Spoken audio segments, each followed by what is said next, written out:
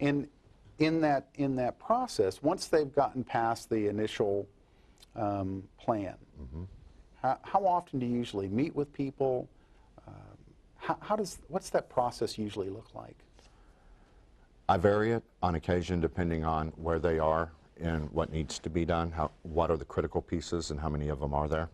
But as a general rule, it's 1 hour once a month and 2 30-minute sessions spread out through the same month. And I require that people sign on for no less than 90 days. Right. Usually, I won't take a client unless they're willing to commit to 6 months or more. Well, I would expect that to really help somebody, you ought to work with them for a couple of years to get them in, not just in the mindset, but in the place that they envision. Because usually, the place they envision is not 90 days away. No. It's a couple of years out. Well, and the thing about vision, Patrick, is that it's like looking through a doorway. And when you're across the room from the doorway, you have a very limited view, but you think you see what's there. But the closer you get to that doorway, then the more you can see. But it's not until you're through it that the real expanse of what you're about begins to take shape. So going through the cycle for at least 6 months will begin to give you that glimpse.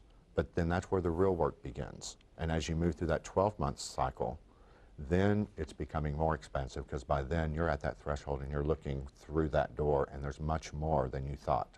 Right. And I mean, I would imagine that some clients get a little bit apprehensive about the changes. Yeah. I mean, most people are a bit afraid of their own success. Well, because one of the things that you're going to recognize is that as you begin moving into alignment, there will be people among you, assuming that you're already established and have a team, that are there in false service. Right. Wonderful people, but they're not going to align with the alignment that you choose. And so those people will deselect or you will have to say goodbye. Right. For the health of your entire organization, for your ability to grow, for your own sanity. Right. And those are never popular things because you chose these people. Right.